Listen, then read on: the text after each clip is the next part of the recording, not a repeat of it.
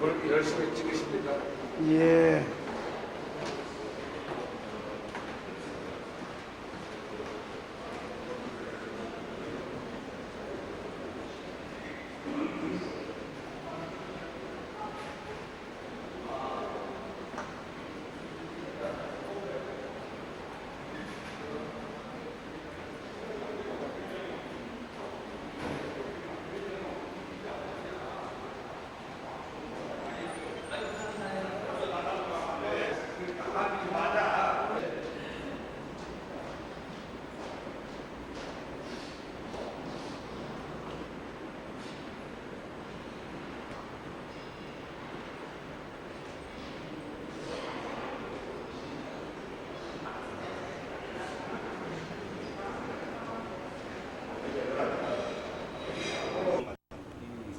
하실 걸랑요?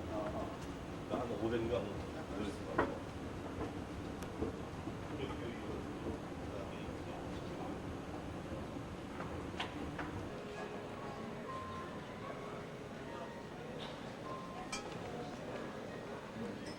명받으신 부의장님께서는 잠시 일어나 주시기 바라며 소개가 모두 끝난 후에 한 번에 박수로 이렇게 맞이해 주셨으면 고맙겠습니다. 김윤규 서울 부의장님을 소개해드립니다. 유용근 경기 부의장님을 소개해드립니다. 이종복 인천 부의장님 나오셨습니다. 노영우 충북 부의장님 나오셨습니다. 김청 이부고도 부의장님을 소개해드립니다. 같이 박수로. 찬란한 아침입니다. 이 서울의 아침이 아주 아름답습니다.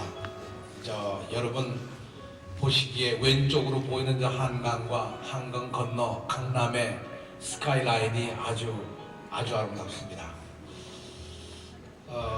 여러분이 정말 모처럼 이렇게 모국을 찾아오셔서 이런 좋은 모임에 참여하고 계십니다만 어제 오시자마자 이 시차도 극복을 못하신 상황에서 이렇게 이른 아침 식사부터 공식 행사에 들어가게 돼서 오히려 죄송스럽습니다. 그러나 우리에게 주어져 있는 평화 통일의 역사적 과제, 민족적 과제, 그리고 우리 국가적인 과제, 이 과제를 우리가 생각하면 사실 우리가 뜻과 마음과 정성을 모아서 우리에게 주어진 이 과제를 풀기 위해서 최선의 노력을 다해야 할 줄 압니다. 여러분 어려우시더라도 함께 오늘부터 시작하는 이 공식 스케줄에 모두 열심히 참여하셔서 좋은 성과를 만들어 주실 것을 부탁해 마지 않습니다. 이 자리를 빌어서 이른 아침에 이렇게 멀리서 우리 5분의 부의장님들이 함께 참여를 해 주신 것에 대해서 부의장을 대신해서 깊이 감사를 드리고 여러분을 대신해서 5분의 부의장님께 감사를 드립니다. 오늘 아침 초차는 형식은 바로 우리 20명의 부의장이 여러분들을 모시는 자리로 그렇게 마련했습니다. 한식입니다. 맛있게 드시고 오늘 하루를 즐겁고 그리고 행복하게 시작하시길 바랍니다. 여러분 고맙습니다.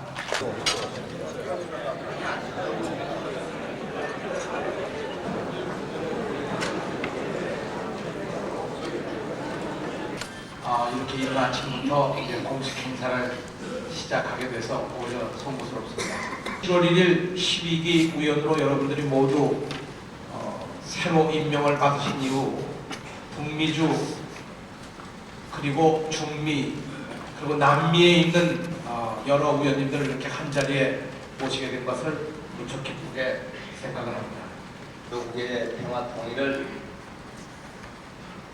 위해서 나아가는데 각 사장님께서 일익을 담당하고 있는 데 대해서 항상 존경스럽게 생각하고 있습니다.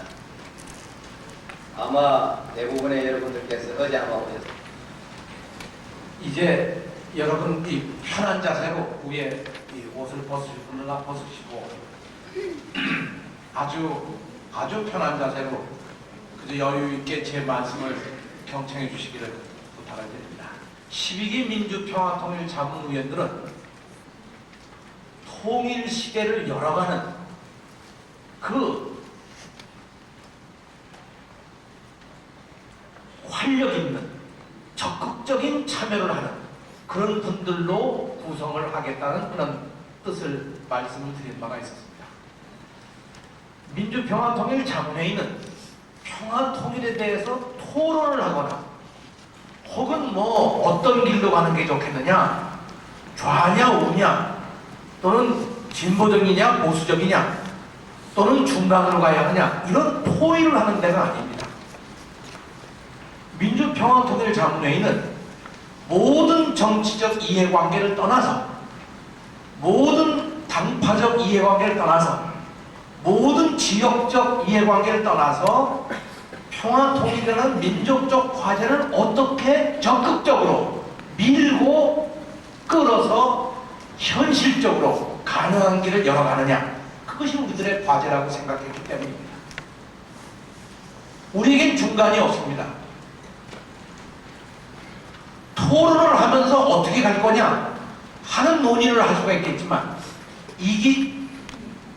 이렇게 가는 것은 나쁘고 저렇게 가는 것은 옳고 하는 토론의 장소가 아니라고 하는 것을 분명히 지난번에 저희가 12기 구성을 하면서 하나의 대원칙으로 삼았었습니다. 이하 또는 20대, 30대 젊은 세대, 차세대들의 참여, 이것을 대폭 변환해서 각계의 인사들이 모두 함께 참여해서 평화통일이라고 하는 이 과제를 적극적으로 이끌어가는 하나의 주도 세력으로 삼았으면 좋겠다는 것이 두 번째 원칙이었습니다.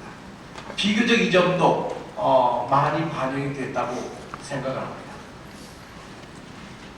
지금 말씀드린 바와 같이 민주평화통일자문회의가 추구하는 하나의 가치가 있다면, 그것은 전체 세대, 성별, 직업 또는 문화적 배경 이런 걸 다 떠나서 모든 사람들이 함께 참여하는 참여의 통일운동, 함께 만들어가는 통일운동으로 생각을 했습니다.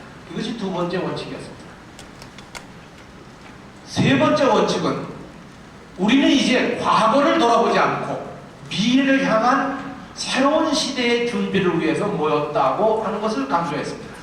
다시 말씀드리면 민주평화통일자문회의는 과거에 우리가 어떻게 해왔다든가, 과거의 남북관계가 어떠했다든가 하는 과거 지향적인 논의의 장소가 아니고 미래 지향적으로 정말 통일이 이루어졌다, 통일시대가 왔다, 그랬을 때 과연 우리가 준비하고 우리가 마련해야 될 여러가지 과제들은 뭐냐, 이것들을 한번 구체적으로 논의하고 준비해가는 그 주체가 되었으면 좋겠다는 뜻을 말씀드린 바가 있었습니다.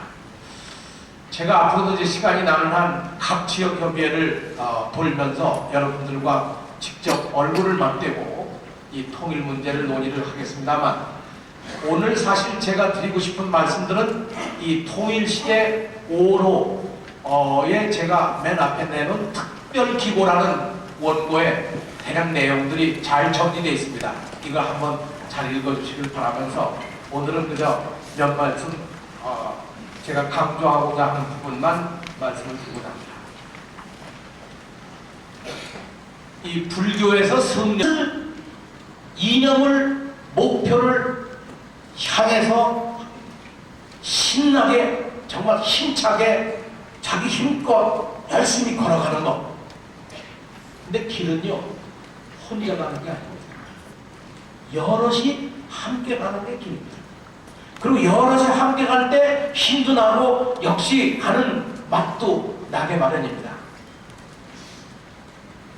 그래서 도반이라고 하는 것은 함께 모여서 같은 목표를 향해서 같은 이념을 가지고 손을 휘저으면서 정말 힘껏 달려나가는 것, 그것이 도반입니다. 저는 여러분들이 평화 통일을 위한, 이 민족의 평화 통일을 위한 어느 곳에 있든 어느 위치에 있든 어떤 상황이든 우리 모두가 다 도반이라고, 하나의 동반자라고 그런 확인을 먼저 하고 싶습니다. 임무를 부여받은 통일 시대를 열어가는 같은 도반으로서, 누구와 도반입니까? 우리끼리 도반만이 아니라 대통령과 함께 가는 대통령 자문위원으로서의 또 책임이 여러분들에게 주어져 있는 것입니다. 세계 어느 곳에 있든지 패권 국가로 성장해가고 있습니다. 매년 10%의 이상의 경제 성장률을 내면서 중국은 미국 시장도 지금 벌써 14.6%나 점유하고 있는 엄청난 경제 대국으로 성장해가고 있습니다. 중국은 2008년 올림픽과 2010년 엑스포를 지나고 나면 얼마나 더 엄청난 힘으로 성장했는지 모릅니다. 어마어마한 국가입니다. 인구가 14억이라고 그럽니다만 중국에 가서 물어보니까 잘 모른다고 합니다. 아무도 그 숫자를 안 해요. 중동 지역에는 석유 문제와 여러 가지 다른 이유로 해서 갈등의 여전히 있습니다만 온 세계는 분명하게 평화와 번영을 위해서 달려오고, 그 변화는 엄청난 변화로 세계를 바꿔놓고 있는 것입니다. 그러나 불행하게도 한반도만이 유일하게 아직도 분단의 상처 속에서 피를 흘리고 있습니다. 이 상처가 60년간 계속되고 이제 다시 우리들의 후세대들에게 넘겨질 상황에 있습니다. 저는 사실 이 생각만 하면 너무나 가슴이 아픕니다. 우리 대에 이 문제를 해결하지 못하고 우리 후세대들에게까지 이것을 넘겨준다는 이 엄청난 멍해를 넘긴다는 것이 정말 안타까운 마음입니다. 아마 여기 계신 여러분들은, 해외에 있는 여러분들, 그런 상황을 생각해보면 아마 여러분 마음도 뼈저리게 안타까울 것입니다. 어떻게 이 문제를 해결하는 것인가? 이것이 우리들에게 있어서 아주 중요한 하나의 그 역할이 바로 우리 민주평화통일 자문위원들의 역할입니다.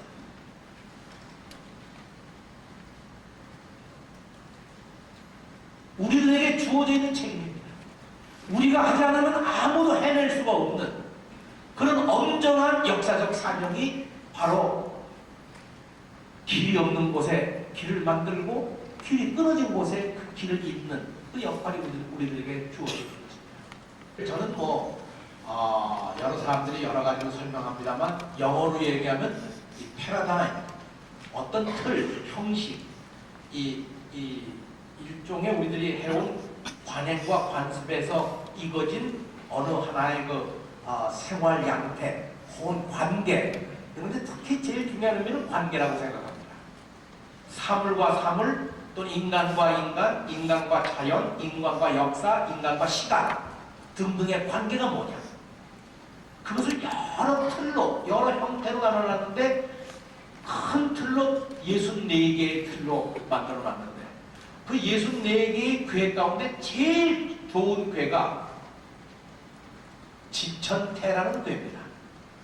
이것은 뭐냐 하면 땅과 하늘이 있는데 하늘은 위로 올라가는 기운이 있고 땅은 밑으로 내려가는 기운이 있는데 하늘과 땅을 서로 뒤바꿔 놓은 궤가 제일 좋다는 걸 보면 그렇게 여러 가지 상황이 불가능하지만 그 입장을 바꿔놓고 상대방의 입장에서 바라본다면 그 내용은 분명히 우리가 보는 것과 다를 겁니다. 근데 여기서 중요한 것은요, 왜 지천태궤라고 하는 하늘과 땅에 뒤바뀐 이 전도된 궤를 제일 좋은 궤로 얘기하느냐?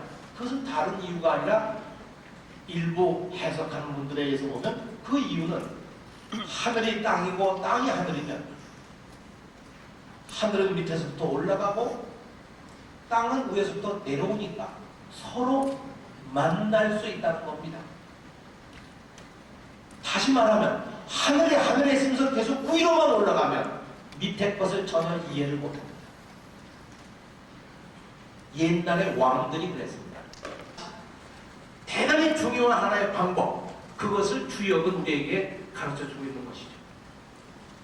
역지사지, 상대방의 입장에서 상대를 바라보는, 그리고 동시에 만남이 이루어지는, 그 만남 속에서 새로운 미래를 바라본다고 하는 것이 바로 주역이 가르쳐주는 하나의 교훈이라고 생각합니다. 이런 의미에서 남과 북이라고 하는 것을 우리가 어떤 차원에서 볼 것이냐.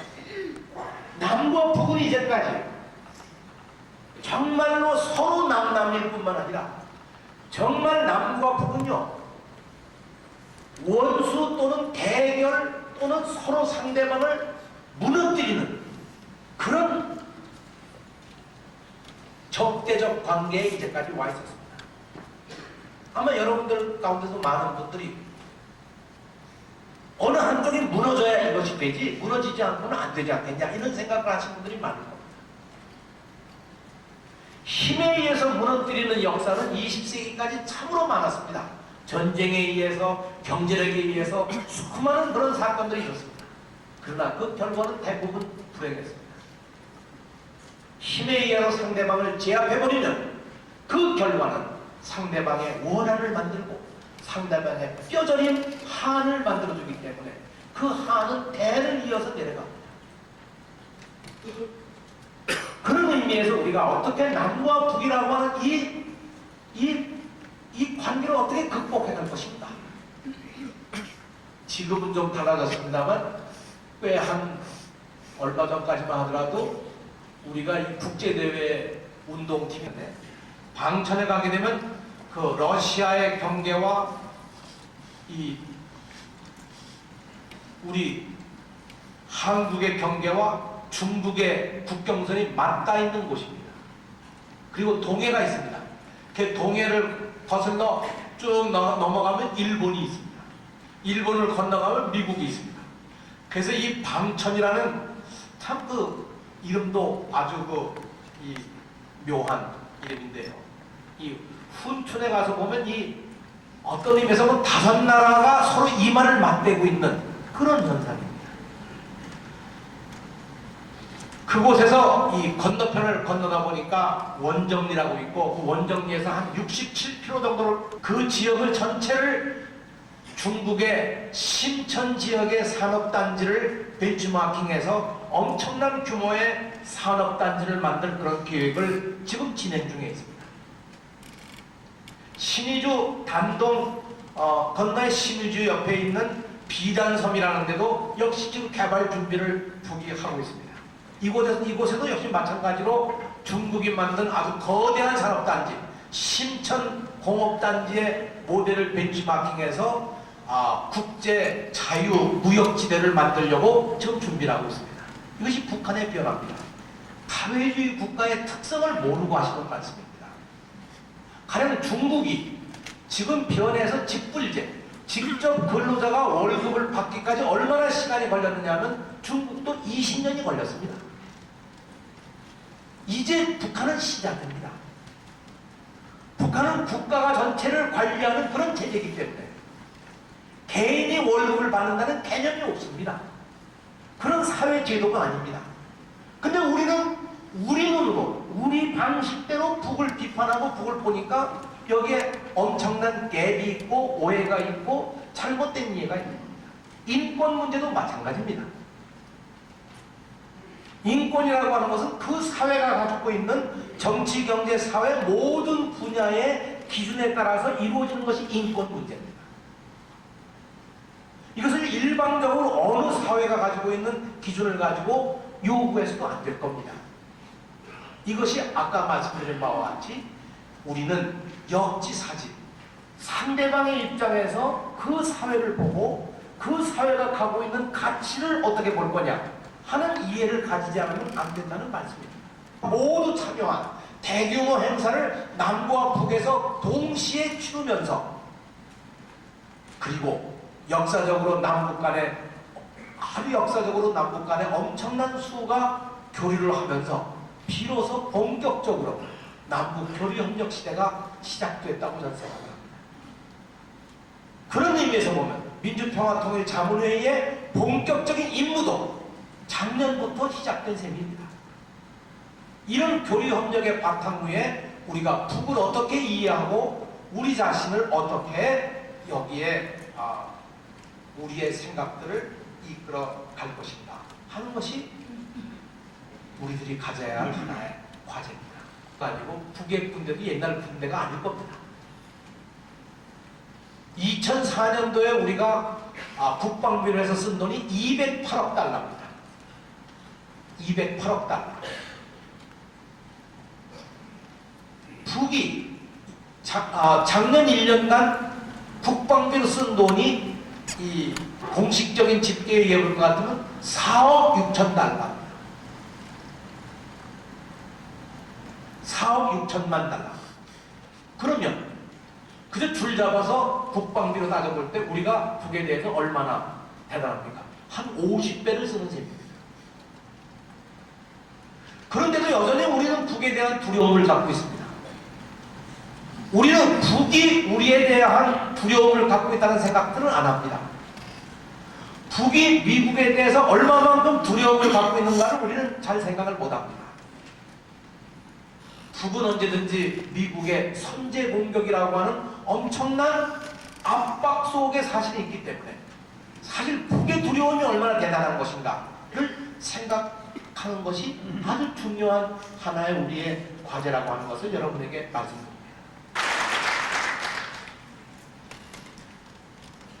우리가 왜 이원론이라고 하는 이분법적 사고를 우리가 흔히 얘기합니다. 흑과 백, 낮과 밤, 선과 악. 흑이 백보다 열등하다, 나쁘다. 이런 생각을 가진 건 백이 만들어낸 이론입니다. 근데 우리는 그 이론 속에 늘 사로잡혀 있습니다. 가령 선의 반대는 악이 아닙니다. 선의 반대는 선을 행하지 않는 것이 선의 반대입니다. 그렇지 않습니까? 근데 우리는 언제나 선의 반대는 악, 악의 반대는 선. 그래서 나는 선이고 상대는 악으로 생각해 왔습니다. 사실 흑과 백 사이에는요, 많은 여러 가지 다양한 것들이 많이 있습니다. 그렇죠? 좀 덜 시커먼 것부터 좀 조금 하얀 것까지 아주 다양한. 이 동양화를 보게 되면 흑백으로 하는 이 동양화를 보게 되면 우리들이 그런 하나의 잘못된 철학의 결과입니다. 여기서 우리는 좋고 나쁨을 넘어서 갈등과 대립 가운데에서 어떻게 평화의 개념을 만들어내느냐 하는 것이 중요한 일입니다. 어느 것이 평화냐? 이 대립 속에서 어떤 것을 평화의 뜻으로, 평화의 길로 만들어갈 수 있을까? 어떻게 하면 여기서 평화라는 것을 만들어갈 수 있을까? 즉 다른 말로 말씀드리면 민주평화통일자문회의는 언제나 평화를 위한 대안을 창출하는 그런 역할을 하고 있다는 것입니다. 그런 역할을 해야만 합니다. 평화를 위한 대안. 어떻게 하면 평화를 만들어낼 수 있을까? 어떻게 하면 남북 간의 평화를 만들어낼 수 있을까? 어떻게 하면 북미 간의 평화로운 외교적 관계를 다시 회복시켜낼 수가 있을까? 어떻게 하면 북한을 변화시켜서 개혁 개방으로 해서 이 국제사회 속에 동일한 관계 속으로 참여할 수 있도록 만들어갈 수 있습니다. 여기다가 하나 말씀드리죠. 일자리가 문제 아니겠습니까? 어딘지 일자리 창출이 선거 때마다 제일입니다. 여러분, 빵을 만들기 위해서 고용을 증대하는 겁니까? 아니면 고용을 증대하기 위해서 빵을 만들어야 합니까? 사실 어리석은 질문입니다. 통해서 우리가 공동체가 되는 그 목표를 설정하기 위해서 나눔 공동체라는 걸 만들어낸 겁니다. 우리가 뭘 가지고 있어서 우리가 부유하기 때문에 우리가 남기 때문에 우리 남는 것을 북에다 준다 이게 아닙니다. 우리 가진 것을 적든 크든 내게 가장 소중한 것을 많든 적든 그것을 북과 함께 나눈다는 의미에서 나눔 공동체를 만들어낸 겁니다. 해외에 계신 여러분들이 적극적으로 나눔 공동체 지부를 만드시고 여러분들이 참여해 주신 데 대해서 정말 이 시간을 빌어 깊이 감사를 드립니다. 이 나눔 공동체는 다른 NGO들 또는 북을 지원하는 그 지원단체와는 개념과 성격을 달리한다고 생각합니다. 어떤 의미에서는 종교적 뜻이 더 강하다고 할 수도 있을 겁니다. 내가 만들어낸 것이 내 힘만으로 만들어낸 것이 아니라 내 주변에 있는 많은 사람들, 여러 사람들의 도움과 지원에 의해서 만들어졌기 때문에 내가 가지고 있는 이 모든 것은 내 것이 아니라 적어도 내 이웃과 특별히 내 이웃 가운데서 가장 처절하게 고통받고 있는 가장 불행한 그들과 함께 나눈다고 하는 이 소중한 정신이야말로 남북 나눔 공동체, 그리고 그 나눔을 통해서 우리가 진실로 삶의 공동체, 역사의 공동체, 민족의 공동체, 평화의 공동체가 된다고 하는 그런 이념적 방향을 우리가 함께 공유할 수 있다면 그것이야말로 나눔운동의 가장 중요한 핵심이라고 생각을 합니다. 저는요, 수출로 얘기하면 250대 1입니다. 수출. 구매력으로 계산한다고 하면 45대 1이라고 얘기합니다. 근데 우리 국민들이 가지고 있는 잠재력, 뭐 이런 방에서 우리가 회의할 수 있고, 좋은 음식 먹고 같이 친교를 나누고 이런 눈에 보이지 않는 여러 잠재력과 가치까지 포함한다면 얼마나 차이가 날지 모릅니다. 적어도 우리는 확고한 미래에 대한 희망과 미래에 대한 어떤 비전이 우리들에게 있습니다. 그래서 우리는 행복한 겁니다. 그런 의미에서 사실 이 북과의 좋다고 하는 저쪽이 정말 참 기가 막힌 것이죠. 그래서 사실은요, 정말 우리가 그 생각해보면 이 자원이 다릅니다. 여러분들 중에 혹시 그런 걸 모르시겠습니다만, 여러분이 바로 북을 방문하시면 눈에 보이게 여러분들을 가장 이렇게 안내하고 하는 사람들이 한 두세 명 보이는지 모르지만, 그쪽은 경계를 서고 여러 가지 사회적으로 이 보완을 하고 여러 가지 그러기 위해서 수십 명이 동원이 되는 겁니다. 눈에 보이지 않는 비용도 엄청나게 들어갑니다. 근데 마치 우리는 무슨 뭐 입국 비용 내고 우리가 들어가느냐, 뭐 왜 이걸 돈을 내고 가느냐, 돈 내고 들어가면 저 사람들은 뭐 버릇을 잘못 가르치는 거다. 절대로 그렇게 생각하신다는 것은 여러분의 사고방식이지 저쪽은 그게 아닙니다. 자기가 쓰는 돈이 아닙니다. 개인이 받아야 버릇이 나빠지겠죠. 그런 의미에서 우리가 좀 더 제너러스한, 아주 더 넓은 마음을 가질 필요가 있다고 생각을 합니다. 개발 투자를 하지 않으면 안 되고, 그 내용의 주제가 이 통일시대에 제가 내놓은 하나의 가장 중요한 하나의 대목이기 때문에 이 점을 정말 여러분 잘 살펴봐 주시기 바랍니다. 이제 결론에 다가갔습니다. 존경하는 자문은 여러분, 특히 북미주, 중미주, 남미주에서 오신 여러분, 해외 자문위원은 국내 자문위원과 조금 다릅니다. 해외 자문위원회에 요청하는 것이 하나가, 해외 자문회는 대통령의 자문을 하는 헌법기관으로 명예직으로 위촉을 받았기 때문에 현지에 있는 교민단체 하나가 절대 아닙니다. 교민단체와 다릅니다. 그래서 제가 대사들과 총영사들에게 간곡히 얘기하길, 우리 민주평화통일자문회의 자문위원들을 절대 교민단체 하나로 혼동해 주지 않았으면 좋겠다.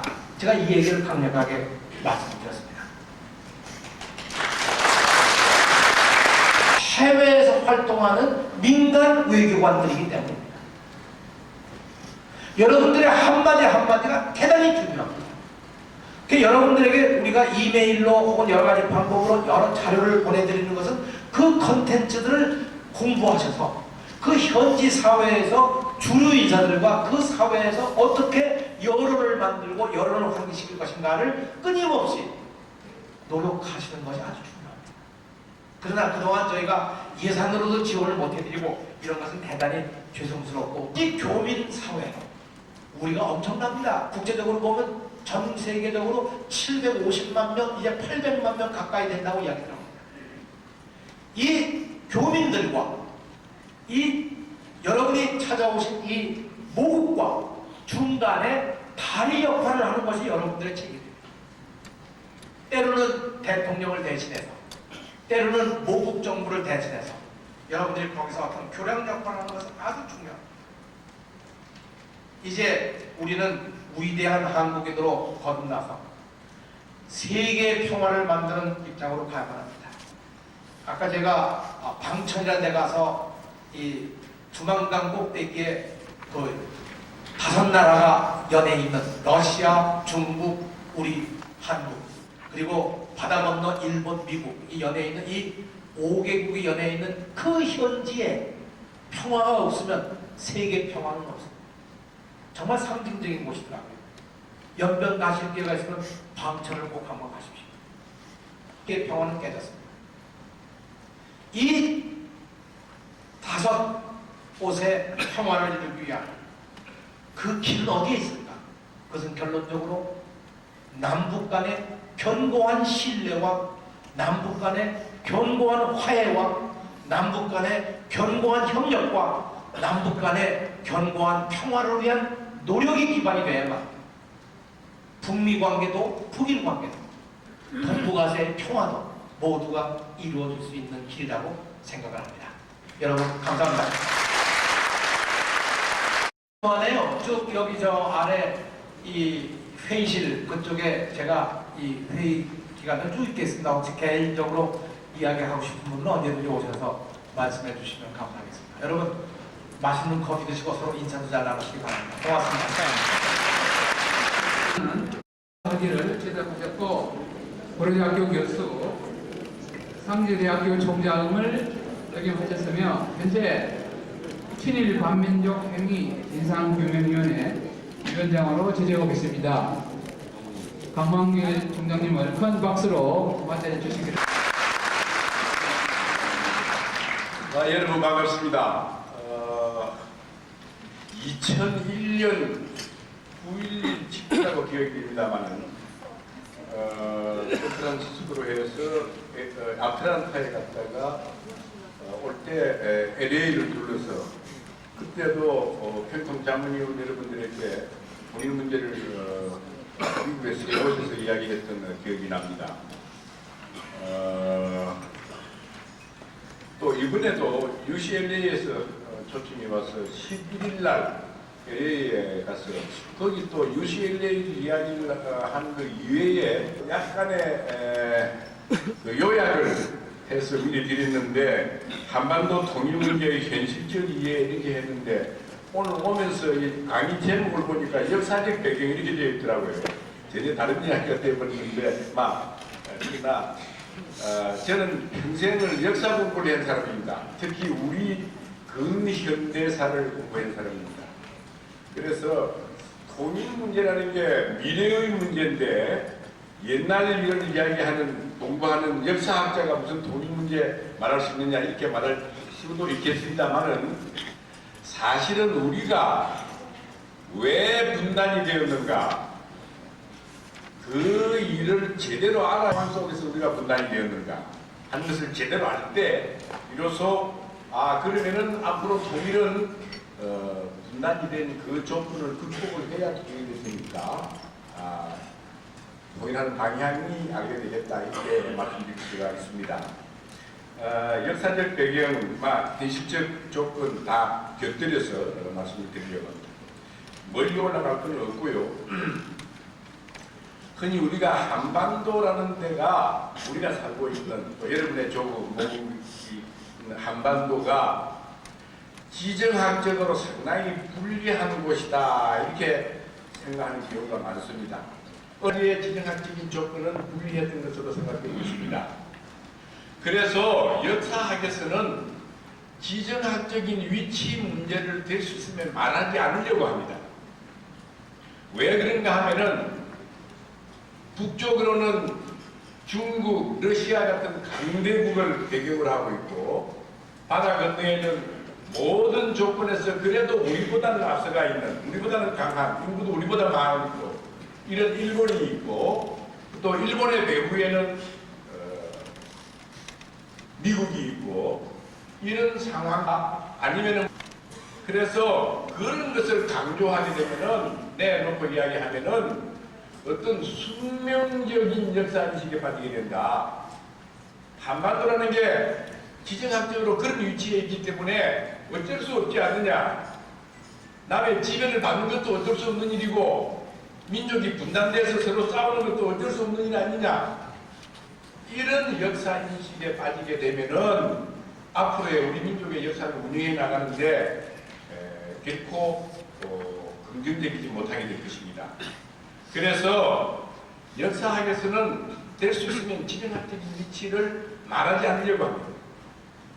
그런데 아무리 말하려고 하지 않으려고 했다 하더라도 우리의 그 국토가 그런 조건 속에 놓여 있는 것은 사실이고 그런 조건 속에 놓여 있기 때문에 과거에 많은 고난을 겪은 것도 사실이고 지금도 우리가 지구상에서 유일한 분단민족이 되어서 통일 문제에 관심을 가지지 않을 수가 없고 또 역사학자지만은 근현대사를 중심으로 하지 않을 수가 없었고 그러므로 인해서 우리가 왜 분단이 되었는가 이 문제를 좀 더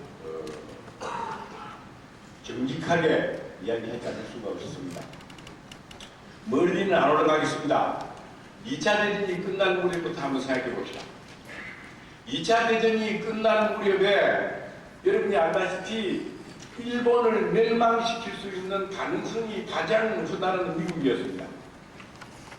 그 미국의 군대가 어디까지 와 있었냐 하면은 제일 가까이 온 것이 오키나와까지 와 있었습니다. 오키나와에서 미국 그 상륙군의 3분의 1이 죽었어요. 그게 하리 장군 부대입니다. 우리에게 왔던. 거기에서 미국이 다시 병력을 보충하고 무기를 보충하고 해가지고 일본의 큐슈나 조선의 제주도에 상륙을 하려면은 그해의 11월 달쯤 돼야 가능했습니다. 1945년 이야기입니다. 그런데 소련이 8월 9일부터 참전을 해가지고 밀고 내려오기 시작했습니다. 만주만 가는 줄 알았는데 아니고 우리의 청진, 나중 이렇게 밀고 내려오기 시작했습니다. 일본의 광동군은 이미 그 중요한 병력은 다 빠져서 남양으로 남쪽으로 가고 난 다음이었기 때문에 일본군은 완전히 허수아비였습니다. 그래서 그대로만 두면은 곧 소련군이 한반도 전체를 점령할 상황이 되었습니다. 그리고 사하린의 옛날에 노일 전쟁 때 뺏겼던 사하린의 북위 50도 이남을 수복을 하고 북해도에 상륙을 하려고 했습니다. 이렇게 되면은 조금 소련군이 한반도 전체를 점령하기 위해서는 안 되겠다는 생각 때문에 38%를 배경합니다. 옛날에 대통령이 된 아이젠하워가 한 말이 있는데 한반도 전체가 소련군의 점령하에 들어가게 되면은 일본이 위험했을 것이고 일본은 사회주의 혁명이 났을 거라고 합니다. 그 북해도 쪽에 소련군이 상륙을 했다면 그래서 일본이 만약에 공산 세력권 속에 들어가게 되면은 태평양이 레드레이크가 된다고 했어요. 붉은 호수가 될 것이다. 미국은 여한 일이 있어도 태평양을 아메리칸 레이크로 만들어야 합니다. 미국이 하와이를 점령하고 필리핀을 지배하고 했는 것은 거기에 무슨 뭐 요사이 무슨 그게 관광 자원이 되지만 그때 무슨 뭐 큰 지하 자원이 있는 것도 아니고 전적으로 태평양을 아메리칸 레이크로 만들기 위한 전략입니다. 거기에 그렇게 되려면은 호주와 뉴질랜드를 무호국으로 삼아야 됩니다.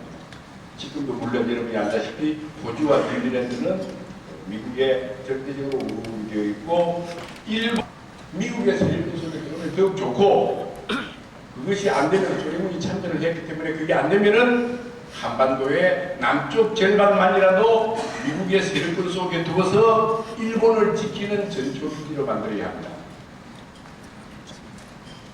소련으로서는 어떤 문제가 있느냐 하면은 한반도 전체가 일본의 세력권 속에 들어가거나 미국의 세력권 속에 들어가게 되면은 만주가 위협을 받게 됩니다. 과거에 1910년에 한반도가 일본의 식민지로 되었을 때 일본은 그것을 발판으로 해가지고 1931년에 만주를 점령에 들어갔고 그것을 발판으로 해서 1937년에 중국 본토로 들어갔습니다. 이홍량이가 한 말이 있어요. 유명한 그 중국의 정치가이고 외교가입니다만 한반도가 일본의 세력권 속에 들어가게 되면은 만주가 위협을 받을 것이고 중국 본토가 위협을 받을 것이다. 한 100년 전에 한 이야기입니다. 그것이 20세기에 들어와가지고 아까 이야기한 것처럼 한반도가 1910년에 일본의 지배하에 들어가고 그것을 발판으로 해서 일본이 만주를 쳐들어가고 중국을 쳐들어갔습니다.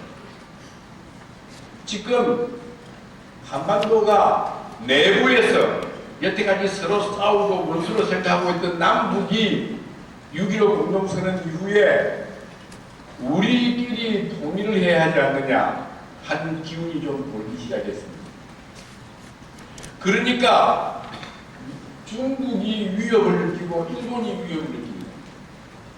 중국은 이게 통일된다고 하다가 남쪽이 지금 형세가 북쪽보다 나으니까 독일처럼 남쪽에 의해서 통일이 되면은 한미일 동맹 세력이 압록강 두만강까지 올 가능성이 있다.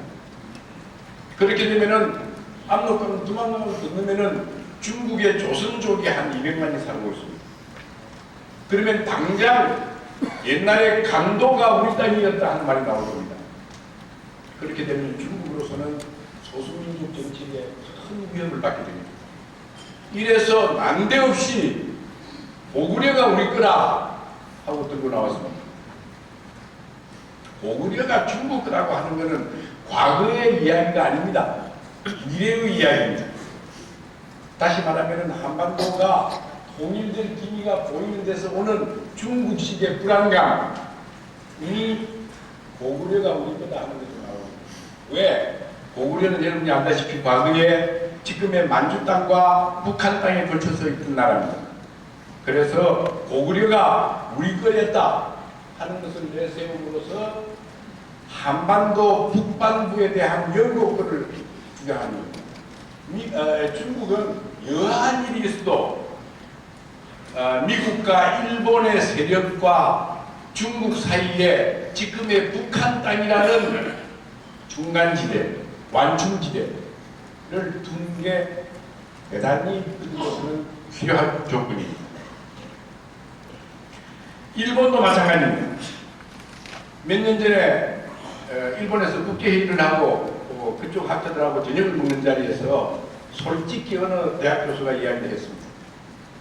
한반도가 지금 내부에서 통일될 기미를 보여서 대단히 경하해 마지 않는데 통일이 되면은 일본하고 연합을 해서 중국을 견제해야 하더라고요.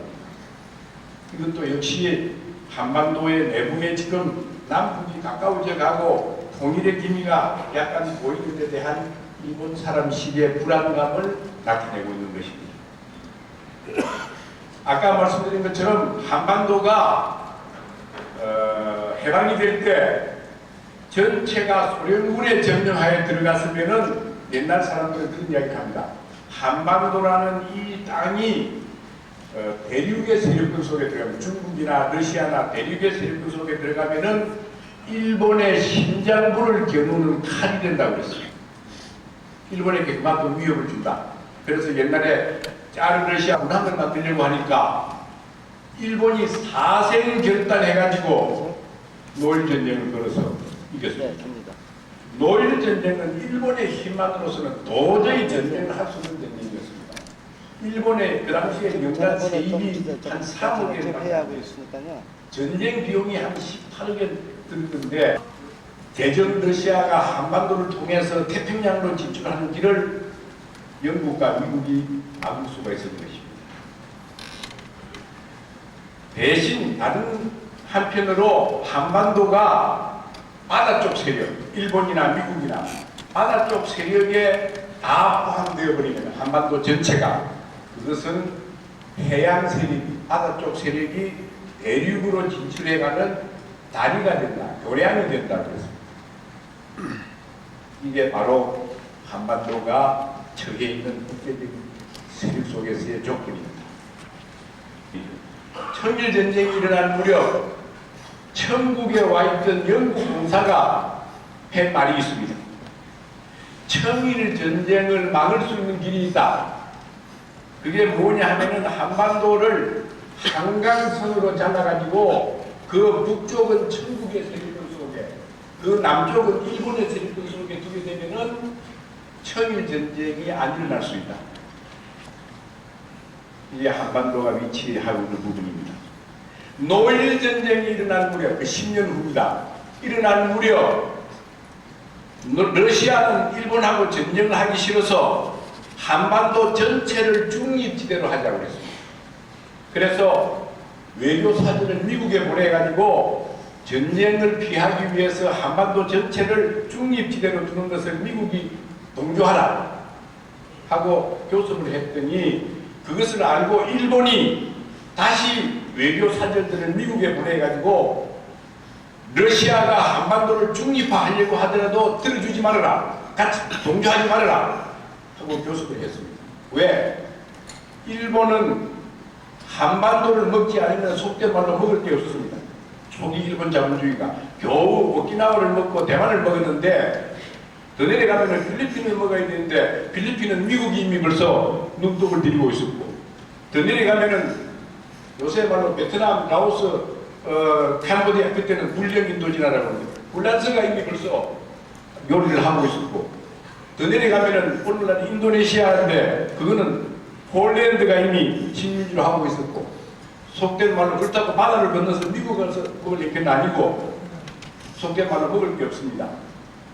그래서 한반도를 먹어야 되겠는데 러시아가 만주를 먹으려고 하면서 한반도를 중립지대로 두게 하니까 일본이 들어줄 리가 만무하지 않습니다. 일본이 거절을 하고 계속 전쟁을 일으키는 강성을 보이니까 러시아가 다급해져서, 그러면은 북이 39도 이북, 오늘날의 대동강 원산선입니다. 거기서부터 압록강, 두만강까지 그것만이라도 중립지대로 두자. 그 이남은 일본이 차지해도 좋다. 이렇게 제기를 했는데 일본은 그것만 듣지 않고 아까 말한 것처럼 미국과 영국의 도움을 받아서 노일전쟁을 걸어서 이김으로써 한반도 전체를 차지할 수가 있었습니다. 그리고 그것을 발판으로 해서 1932년에 만주를 점령하고 그 다음에 본토로 전쟁할 수가 있었습니다. 그랬다가 뒤에 물론 미국하고 전쟁을 해서 많이 했습니다만은 들을 수가 있었습니다. 이 역사라는 게 가정을 할 수는 있습니다만은 학자들은 장개선 정부가 그리 쉽게 넘어가지 않을 거라고 봅니다. 한반도 쪽에서 힘을 받아서, 또 그때 만약에 소련군이 한반도 전체를 지배하게 되었으면 아까 말한 것처럼 일본의 사회주의 혁명이 일어났을 거라고 합니다. 그리고 물론 북해도에 소련군이 상륙했을 거고, 2차 대전이 끝난 무렵에 한반도가 어떻게 되느냐에 따라서 동아시아의 형세가 완전히 달라지는데, 그렇다고 해서 당시에 전선국인 미국과 소련이 한반도 전체를 점령하기 위해서, 자기가 차지하기 위해서 두 나라 사이에 다시 전쟁을 할 상황은 아니었습니다. 그래서 이게 하나의 타결점이 이루어진 것이 38도선입니다. 그 다음에 하나의 뭐라 그럴까요? 세력의 경계선입니다. 그 대신 우리는 분단이 될 수밖에 없습니다. 그것을 갖다가 38도선이 그어진 지 5년 후에 전쟁으로라도 통일을 해야 되겠다 하는 생각으로 요사이 6.25 전쟁이 통일전쟁이냐 침략전쟁이냐 하고 김훈우 교수가 지금 오늘 아침에 보니까 4년 구형을 받았는데, 나는 침략전쟁인지 통일전쟁인지 나는 말을 안 하려고 합니다. 다만 명백하게 말할 수 있는 거 하나 있습니다. 침략전쟁으로 보면은 제일 중요한 문제가 남침이냐 북침이냐 하는 문제가 중요하기 때문입니다. 그리고 침략전쟁으로만 보면은 그 뒤에는 원함과 복수심과 이런 게 따르게 됩니다. 만약에 그것을, 만약입니다. 제가 길으니까, 만약에 통일전쟁으로 본다면은 어떤 결론이 나오는지 압니까? 한반도는 그 지정학적인 위치 때문에 전쟁의 방법으로는 통일이 되지 않는 곳이다. 6.25 전쟁은 우리에게 뭘 가르쳐 주는가? 그 엄청난 희생을 겪고도 전쟁의 방법으로는 한반도는 통일이 안 되는 곳이다 하는 것을 우리에게 가르쳐 주는 전쟁입니다.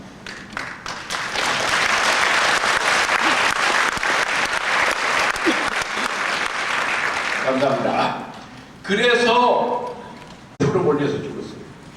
그때는 평화통일을 하자 하면은 이전론이라고 그랬어요. 적을 이롭게 하는 이론이라고 그랬어요.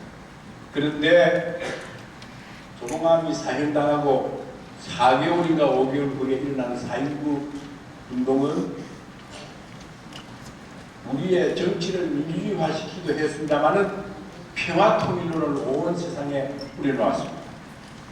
그랬다가 몇 년 전까지 북하고 전쟁을 했던 군인들이 겁이 나서 구태타를 일으켜서 평화통일을 하자는 사람들을 전부 다 잡아놓고 평화통일론을 뭐라고 그랬죠? 간접침략론이라고. 아마 여러분 다 기억하실 겁니다. 처음에는 북에서 대분했어요. 도시로 치면은 대구가 남아있었고 마산이 남아있었고 부산이 남아있었습니다. 거의 다 넘어갔죠. 그런데 아까 말씀드린 것처럼 한반도가 공산주의 세력에 의해서, 사실 그때는 중국도 공산화했기 때문에 조중소 공산주의 세력에 의해서 통일이 되면은 아직도 일본이 위험해요. 일본이 넘어가면은 아까 말한 것은 태평양이 아메리칸 데이트가 아니고 레드 데이트. 그래서 이름은 유엔군이지만은 또 참전 16개국이 있었지만은 거의 대부분이 미군이었습니다. 미군이 참전을 함으로써 한반도가 북에 의해서 통일이 안 되었습니다. 인천 상륙을 해가지고 이번에는 밀고 올라가서 이제는 남쪽에 의해서 통일이 거의 될 뻔했습니다. 그런데 한반도가 한미일 동맹 세력에 의해서 통일이 되면은 만주가 아까 말한 것처럼 위협을 받게 됩니다. 옛날에 임진왜란 때, 그때는 이데올로기 있기 이전입니다. 한반도가 도요토미 히데요시에 의해서 일본군에 점령당하면은 그때도 중국이 위협을 받기 때문에 명나라가 참전을 했습니다. 그럼으로써 일본에게 넘어가는 것을 막았습니다. 그게 500년 전의 이야기입니다. 500년 후에 6.25 때도 꼭 마찬가지입니다. 이것이 일본, 미국 동맹 세력에 의해서 점령이 되면은 중국이 위협을 받기 때문에 모택동은 참전하지 않을 수가 없습니다. 최근에 모택동과 조선전쟁이라는 중국 사람이 쓴 책을 한 권 읽었는데 8월 10일 그때 추석, 그해 추석, 나는 그때 마산에 있었습니다만 추석 때라면은 낙동강 전선의 전투가 지금 한창일 때입니다. 인민군이 승승장구할 때입니다. 이럴 때 모택동을 읽어서 참전을 준비를 하더라고요. 왜? 주얼리도 반대하고 펜드케도 반대하는데 모택동은 참전 준비를 시킵니다. 왜? 미국이 참전한 이상 김일성이 이길 수 있다는 거예요. 대단한 전략가더라고요. 그래서 이 참전 준비를 합니다. 물론 직접 참전하는 것은 10월 초입니다만 이게 벌써 추석 무렵에 참전 준비를 합니다. 이 땅이 이런 땅이에요. 이거를 모르면은 통일 문제를 해결할 수가 없습니다. 지금도 그 다음에 독일이 3천만 뜻밖에도 전혀 전쟁을 하지 않고 경제적으로 우세한 서독 쪽의 정략에 의해서 동독이 하나쯤에 무너져 버렸습니다. 그때 우리는 김영삼 정부 때인데 북이 대단히 어려울 때였습니다. 사회주의군이 무너지고 어느 북의 요인이 나보고 미국의 경제 봉쇄 지금도 계속되고 있습니다만 이런 것 때문에 북이 정말 어려웠습니다. 수십만 명이 굶어 죽고 그들이 말하는 고난의 행군 시기가 오고 이런 상황이었습니다. 남쪽 사람들의 거의 대부분은 또 이른바 소위 국제적인 논평가들의 대부분은 저에게 곧 넘어간다고 했습니다. 곧 무너진다.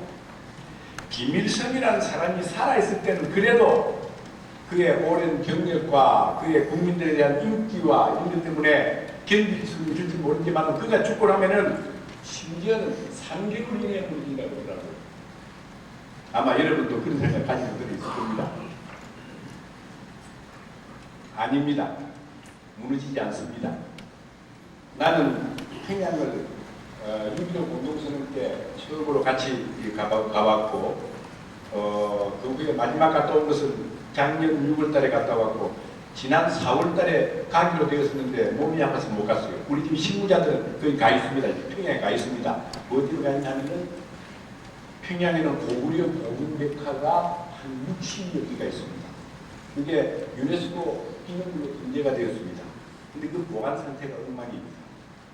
이거 어찌됐든 우리 민족의 자산이니까 이거는 우리가 가서 수리를 하고 해야 된다 해서 지금 우리 문화적 기술자들이 한 20명 가 있습니다. 중국이 북한을 무너지게 하지 않습니다. 아까 말씀드린 것처럼 북한이 무너지면은 한미일 동맹세력이 압록강 두만강까지 오고 임진왜란 때나 6.25 전쟁 때나 마찬가지가 됩니다. 그것을 중국이 그냥 두지 않습니다. 아까 고구려 이야기를 했습니다만 그냥 두지 않습니다. 가서 보니까 많이는 안 도와줬어요. 미국의 눈치, 일본의 눈치, 남한의 우리 눈치 때문에 많이는 안 도와주지만은 안 죽을 만치는 도와주고 있어요. 안 죽을만 도와주고 있습니다. 그리고 북도 이제 많이 달라졌어요. 2002년 7월 조치 이후로 자본주의 맛을 많이 알게 되었어요. 좀 사적인 이야기입니다만 이른바 소위 단고기를 참 잘 만들거든요. 가면은 단고기 집을 늘 가는데 작년 6월에 고전에 3월에 갔더니 단고기 집에 네온라인을 만들어놨어요. 지금은 하나도 더 하려고 마치 중국에 처음 갔을 때부터 좀 달라진 것처럼 많이 달라져가고 있습니다. 무너지지 않습니다. 그러면은 한반도는 베트남처럼 전쟁 통일도 안 되는 곳이다. 6.25가 증명을 해주었고 독일처럼 흡수 통일도 안 되는 곳이다. 아까 말한 것처럼 김일성 죽고 나면 3개월 이내에 무너지고 흡수 통일된다고 그랬는데 김일성 죽은 지 10년이 넘었는데 안 무너집니다. 앞으로 무너질 가능성은 점점 적어집니다. 희박해져 갑니다. 그러면은 어떻게 할 것인가? 베트남식의 전쟁 통일도 아니고 독일식의 흡수 통일도 아닌 한반도식의 통일 방법이 필요하다 하는 것을 남쪽의 지도자와 북쪽의 지도자들이 알게 되었어요. 그 알게 된 결과가 나온 게 6.15 공동선언입니다. 6.15 공동선언에 내가 이 말을 자주 하는데 양쪽의 두 정상이 손을 맞잡고 우리 공동선언에 합의했습니다 하는 그 장면을 아마 텔레비전에서 보셨다는데 바로 그 앞에 내가 앉아있었습니다.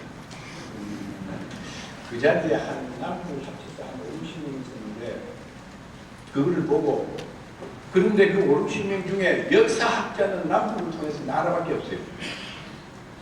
그래서 이거는 정말 아주 역사적인 장면인데 정말 참 굉장한 자리에 내가 와 있는데 이거를 뭔가 돌아가서 글을 써야 되겠고 이야기를 해줘야 되겠다 그런 생각을 하면서 그 자리에서 생각했는데 우리는 전쟁 통일도 안 되고 흡수 통일도 안 되고 손을 붙들고 합의했다 하는 것은 지금 이 순간부터 우리의 협상 통일이 시작이 되는 거다.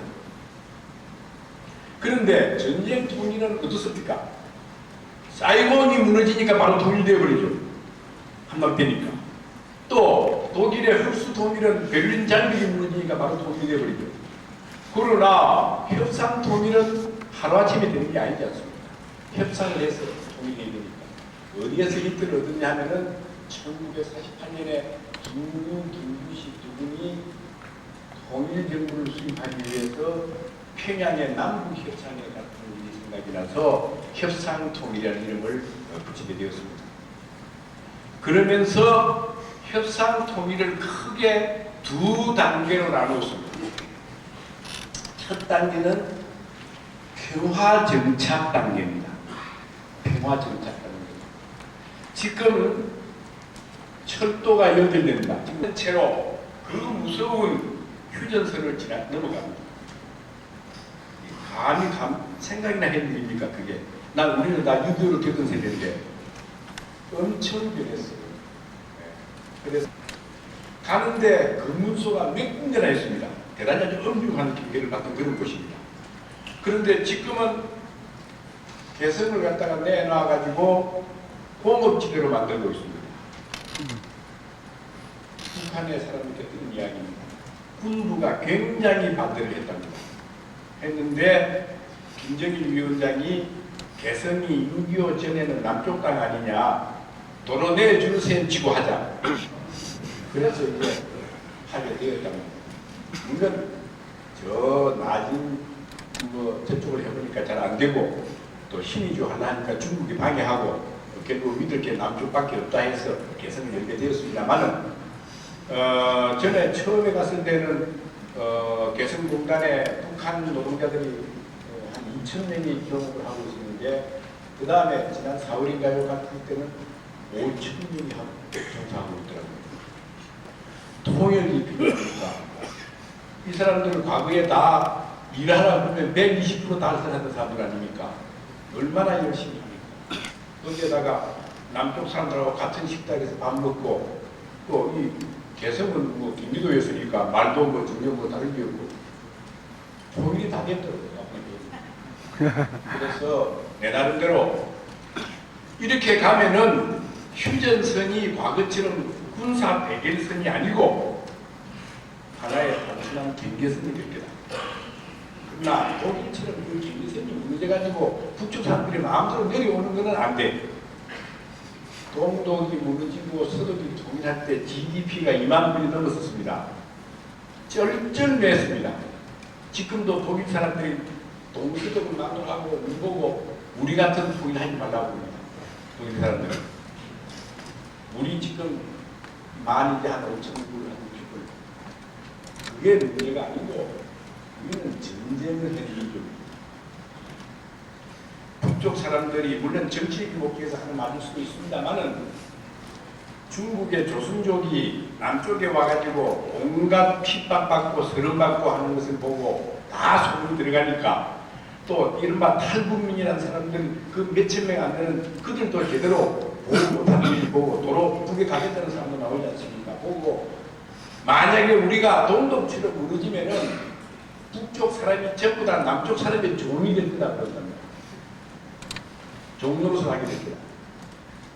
막 그렇게 해야 되겠습니다만 어떻든 유한적인 어려움은 사실입니다. 하루아침에 무너지면 또 남쪽이 경제적으로 감당하기도 어려워요. 난 불가능하죠. 잘못하면 큰일 난다고. 그래서 하는 겁니다. 통일되는 과정은 아직은 아니죠. 본격적인 통일은 어떤 사람들은 이거 너무 빨리 되는 거 아니야 겁을 내는데 그런 건 아니고 이거는 평화 정착 과정입니다. 어디까지 가야 되느냐 하면 내 생각에는 휴전협정을 평화협정으로 바꾸고 양쪽에서 강군을 할 수 있을 때까지 가야 한다고 생각합니다. 강군을 하게 되면은 그거는 남북의 어떤 그 믿음이 신의가 상당히 쌓여져야 강군이 가능할 겁니다. 지금 일본 같은 저 강대국이 상비군 한 30만밖에 제한 못 됩니다. 독일도 저 부자 나라가 통일되고 난 다음에 상비군 합쳐서 30만 한다고 합니다. 우리는 지금 남북을 합치면 상비군이 130만이 됩니다. 이게 어떻게 삽니까? 이게? 그 젊은 중요한 시기에 대학생 아이들이 그 대학에 들어오면 제일 걱정거리가 몇 학년하고 군대 갈까? 졸업하고 갈까? 재학 중에 갈까? 가기 전에 이력서를 하나 까먹어버립니다.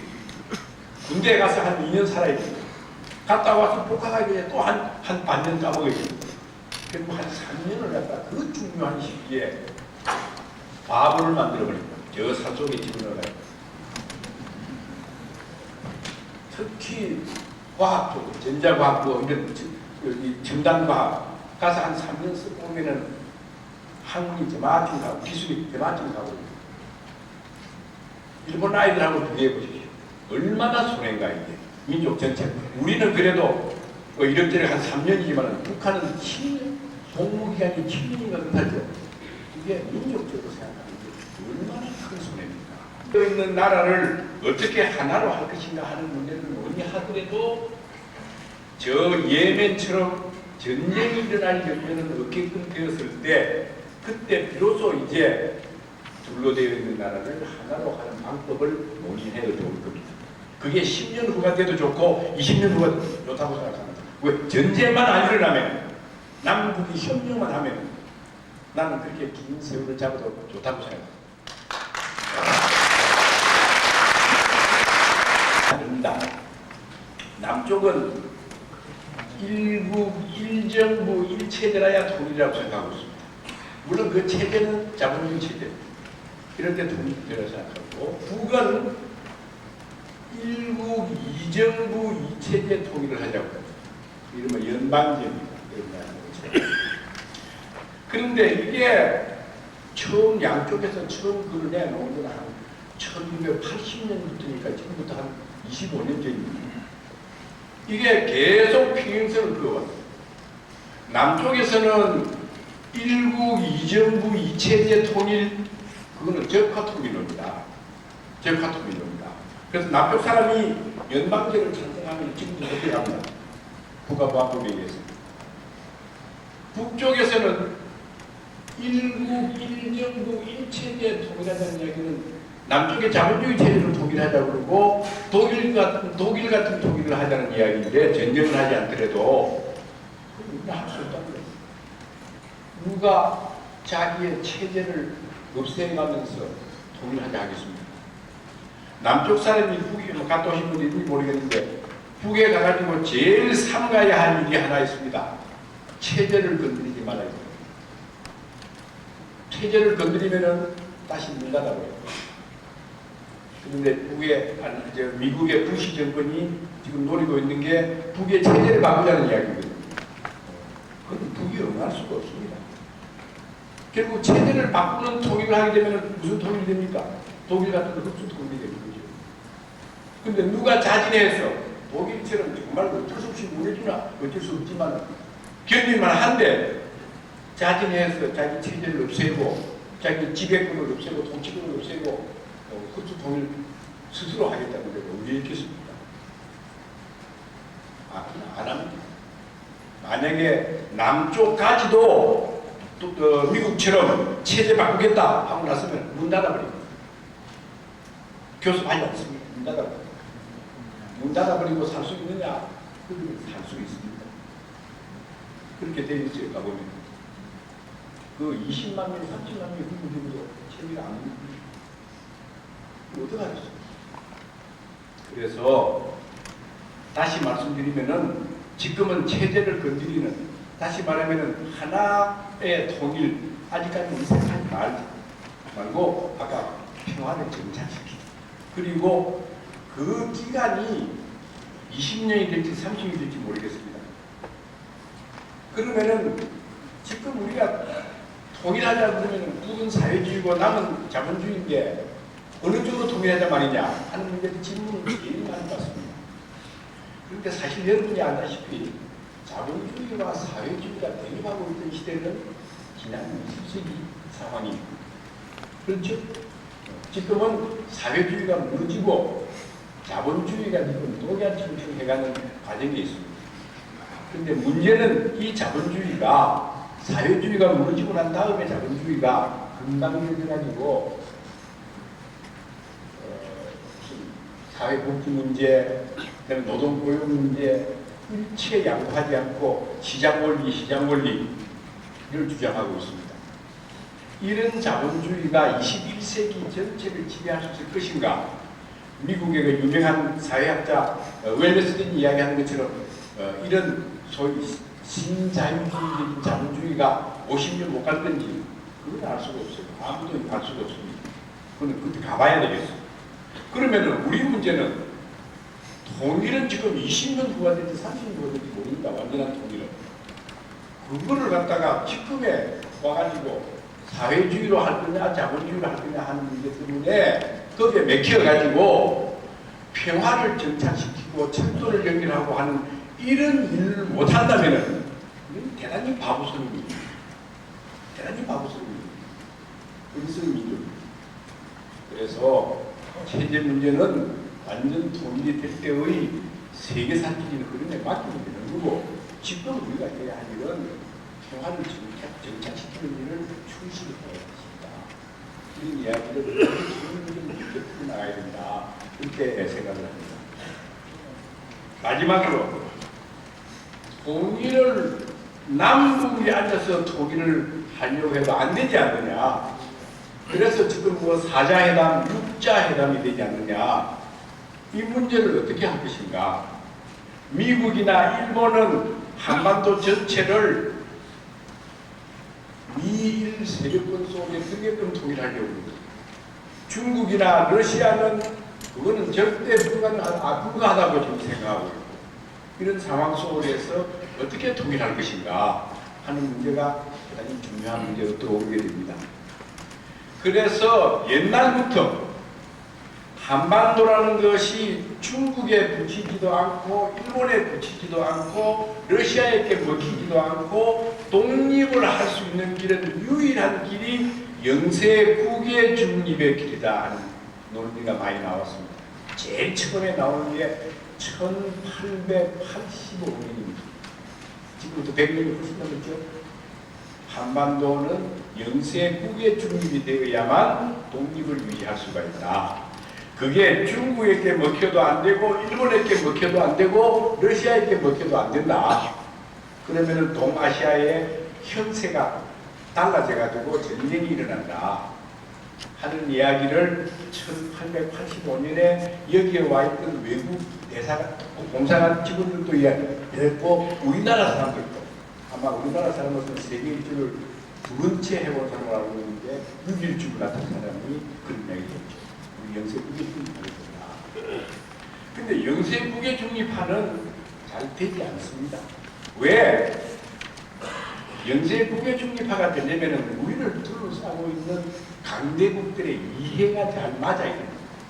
아까 말한 것처럼 러시아는 중립화시키고 싶은데 일본이 반대하면은 이건 불가능합니다. 안 됩니다. 해방 후에도 마찬가지였어요. 잘 생각해 보세요.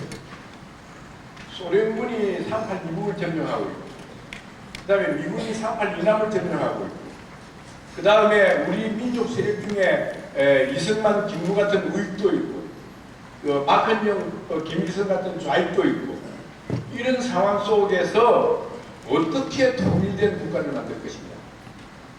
예를 들어서 이승만이 한반도 전체를 다스리는 국가를 만들려면은 소련군이 물러나줘야 되고, 첫째, 둘째는 김일성, 박헌영이가 오케이 해줘야 되는데 전혀 불가능하지 않습니까? 그때 사정으로서. 반대도 마찬가지죠. 김일성이 만약에 한반도 전체를 다스리는 통일국가를 만들려고 하면은 미군이 물러나줘야 되고 이승만, 김구가 오케이 해주는데 전혀 불가능합니다. 그러면은 결국은 이승만 중심의 세력은 남쪽에다가 친미 자본주의 국가 만들고 김일성 중심의 세력은 북쪽에다가 친소 사회주의 국가 만드는 길밖에 없다. 만약에 있다면은 좌우 연립 정부를 만든다. 장관의 절반은 좌익이 하고 절반은 우익이 하고 연립 정부를 만든다. 이렇게 돼야 되는데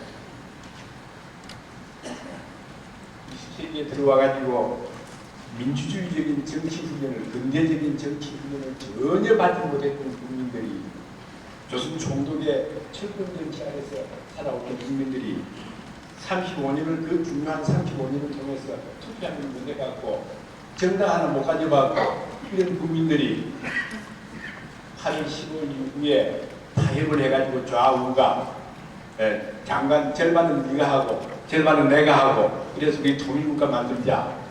불가능했어요. 지금도 불가능해요. 지금도. 이것을 우리가 어떻게 풀어갈 것인가, 어떻게 민주주의를 발전시키고 근대적인 정치군을 쌓아가고, 이렇게 함으로써 좌도 있고 우도 있는 세상, 또 타협을 하는 세상, 이런 세상을 만들어갈 것인가 하는 문제가 우리 앞에 놓여있는 문제입니다. 그러면은 이제 외세는 그러면 어떻게 하느냐.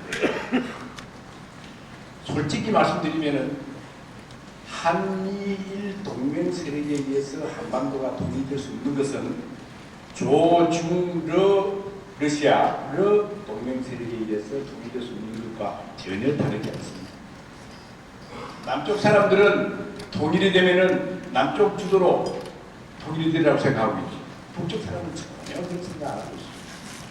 전쟁으로 통일하면야 이긴 곳에서 다 지배하는 그만이죠. 독일처럼 하면은 급수한 곳에서 다 지배하는 그만이죠. 그러나 우리는 아까 말한 것처럼 전쟁도 안 돼, 급수도 안 돼.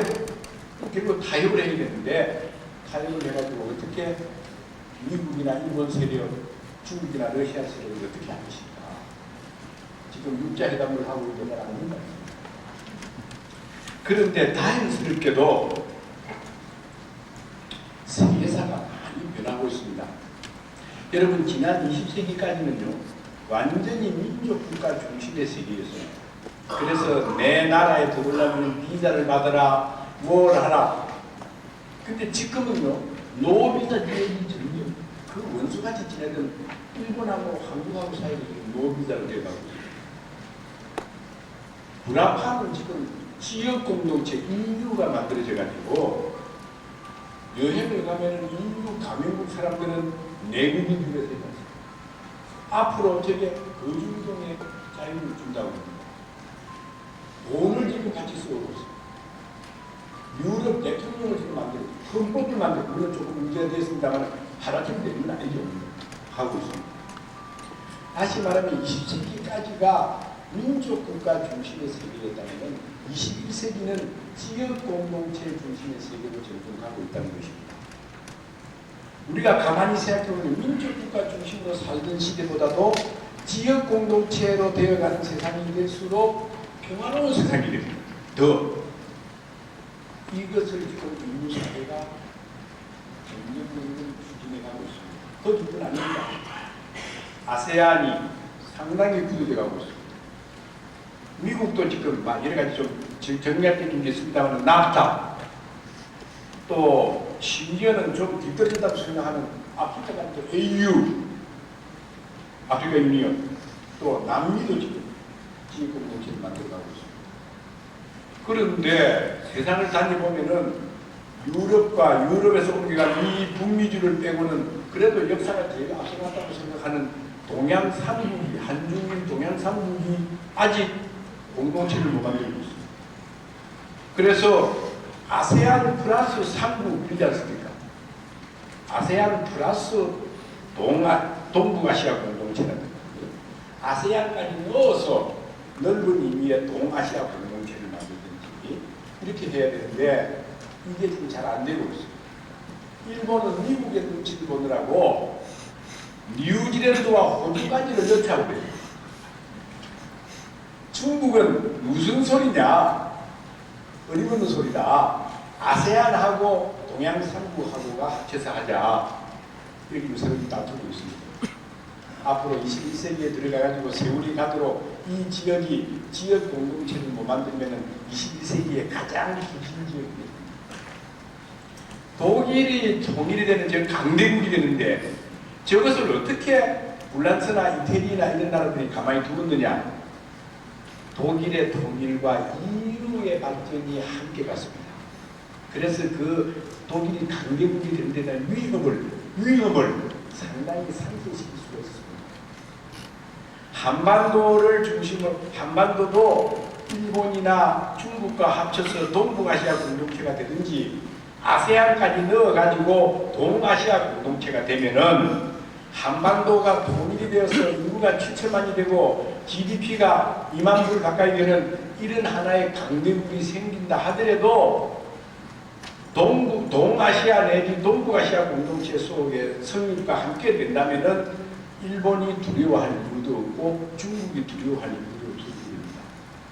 만약에 그들이 두려워한다면은 그들은 아직도 제국주의적인 생각을 가진다는 겁니다. 평화주의 지역 공동체를 만들어서 산다면은 한반도가 통일이 되어도 중국에게도 일본에게도 위협이 될 수가 없습니다. 이런 속에서 한반도의 통일 문제를 풀어나가야 된다. 이제는 이데올로기 문제는 아니거든요. 그래도 한반도가 일본에 가깝게 통일되는 것은 중국이 용납할 수도 없고 중국에 가깝게 통일되는 것은 일본이 용납할 수도 없습니다. 왜? 한반도가 통일되어서 중국에 가깝게 되면 일본은 21세기에 동아시아에서 완전히 고립된 국가가 됩니다. 그러면 미국의 뒷다리를 붙을 수밖에 없는데 미국이 그러면 언제까지 21세기에 언제까지 세계의 초대 강국으로 위치를 유지할 수 있겠는가? 저 해가 지지 않던 영국도 1세기 지나니까 저 모양이 되어버리는데 언제 누가 아는가? 만약에 그렇게 되면은 일본은 완전히 끈떨어진 누박이 되어버린다. 동아시아에서 일본의 지도자들이 이걸 알아요. 지난번에 일본에 가서 강연하면서 내가 강력히 큰 소리 들고 왔는데 그거 알아야 됩니다. 그럼 사는 길이 뭐냐? 일본이 한반도가 평화롭게 통일되는 길이 뭐냐? 중국이 지금 경제가 발전하는데 옛날에 소련이 했던 것처럼 우주개발, 군비 강화 저거 해서는 안 됩니다. 바다 쪽에서 돈을 벌었으면 그걸 가지고 지금 형편없이 살고 있는 안쪽에다가 돈을 집어넣어서 같이 잘 살게 만들어요. 근데 이 사람들이 과거에 꼭 소련이 한 것처럼 우주개발하고 무기 강화하는데 돈을 집어넣고 있다. 소련이 한번 실패했지 않습니까? 아마 그들도 교훈으로 아마 삼게 될 겁니다. 이렇게 해서 21세기를 20세기보다는 평화로운 세계로 만들어가는 과정 속에서 우리 민족들을 풀어나가야 한다. 좀 장기적으로 봐야 됩니다. 성급하게 할 게 없어요. 다만 중요한 것은 전쟁은 끝나지 않게 해요. 남북이 대립하는 거예요. 원수가 되게끔 하지 말아야 돼요. 서로 협력하고 화해하고 도와주고 이렇게 해서 평화를 정착시키고 정말 일국가, 일정부, 일체계가 되는 것은 내 생각에는 20년 뒤가 되도 좋고 30년 뒤도 좋고 우리 좀 느긋하게, 우리 좀 성립을게요. 그러지 말고 좀 느긋하게 통일 문제를 바라봐야 된다는 것입니다. 시간이, 주어진 시간이 지나가는데 혼자 들어서 과학 미안합니다. 사람이 많으니까 자꾸 목소리가 높아요. 대단히 감사합니다. 그치, 이제 얼굴 보고 했는데 안 보여주려고 결정했어. 소박 나왔다고 그냥 같이 여기서 이제 죽을지로 모르겠는데 이제 빨리 갈 날 오겠죠. 우리 브라질에는 없잖아. 그런데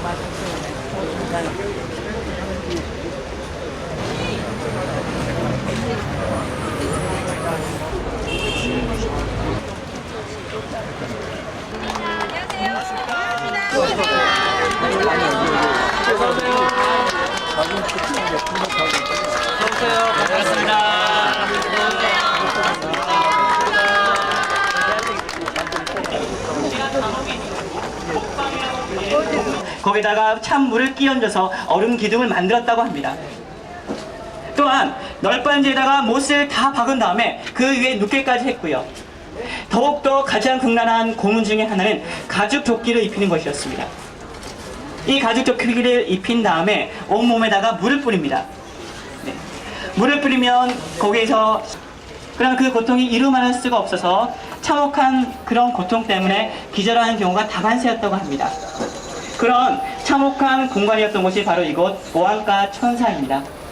그러면 저와 같이 저 뒤쪽에 있는 그 독립운동가들이 처해 있었던 감옥 옥사를 한번 가보도록 하겠습니다. 성들에 저와 같이 옷을 입은 분들이 있습니다. 그분들의 인솔에 따라서 같이 저 뒤쪽으로 가시도록. 대표가 먼저 이동하겠습니다.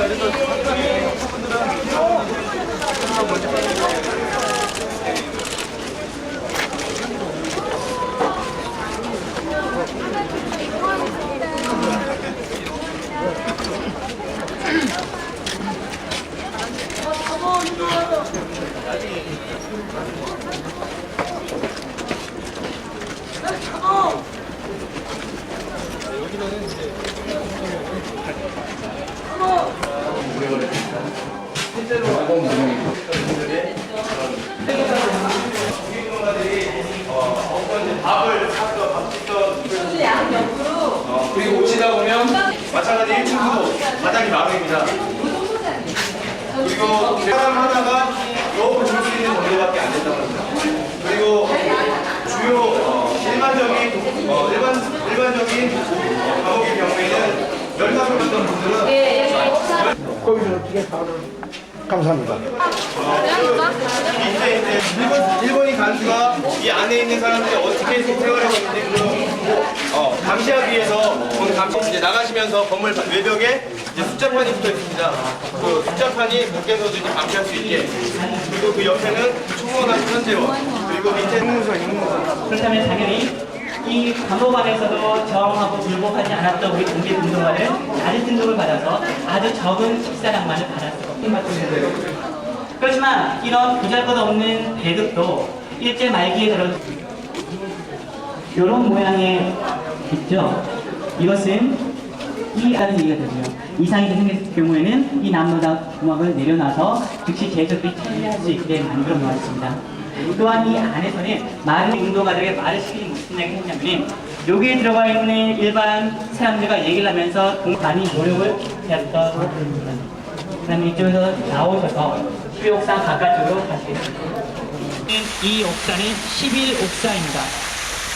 그래서 중앙사에서 이 공작사에서는 일제가 독립운동가들을 가다 놓는 것만이 아니라 여기에서 작업을 시켰습니다. 여기서 벽돌을 굽거나 여러가지 그냥 이쪽으로 오십시오. 특히나 아이러니는 무엇이냐면은 우리나라의 독립을 위해서 싸웠던 분들을 여기에 가다 놓고 여기에서는 전쟁에 쓰이는 군수품을 우리 독립운동가들의 손으로 만들게 했다고 합니다.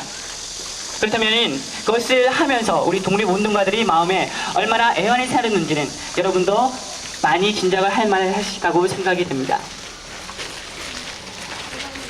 그리고 이쪽에 있는 나무들을 자세히 보시면 이 서대문 형무소에는 조정총독부를 상징하는 이 오동나무를 많이 심어 놓고 이 일대를 자신의 근거지로 삼았다고 할 수가 있습니다.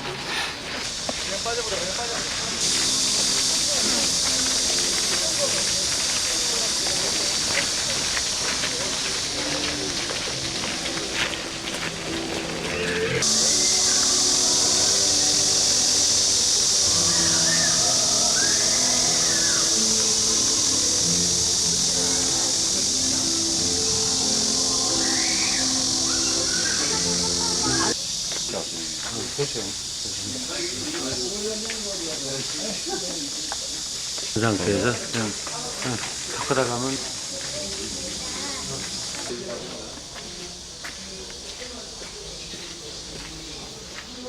군국주의 부활을 제어하는 마지막 통제 장치마저 제거하려 하고 있다.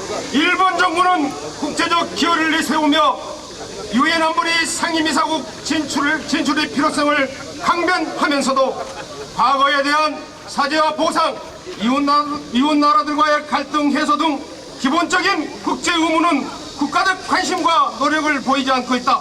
그러나 과거사를 미워하고 반성을 거부하는 일본은 영구히 전범국으로 남을 것이며 대동아 공영권의 침략적 만상과 마찬가지로 국제사회의 기여를 가장한 획번 주권 역시 좌절할 것이다.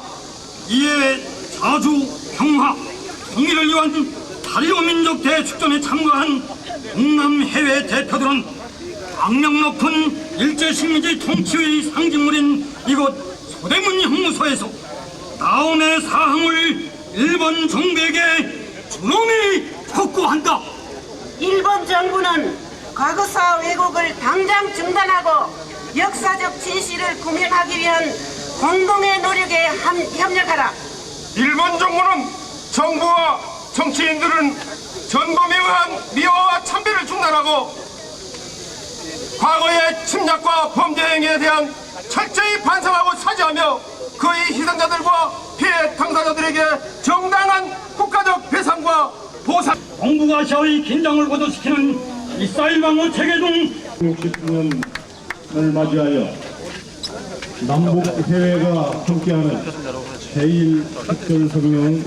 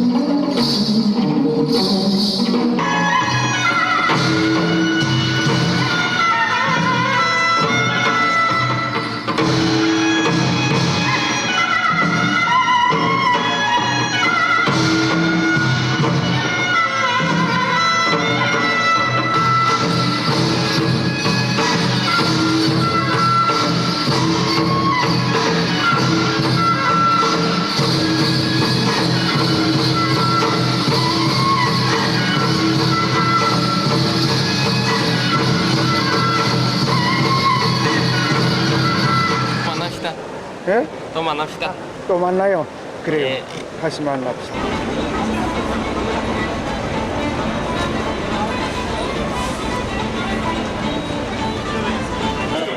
경남자 그거 아니고 경남 따로 나머지는 술도 되고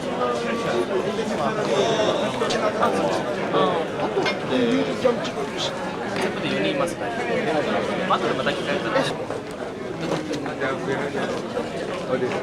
반갑습니다.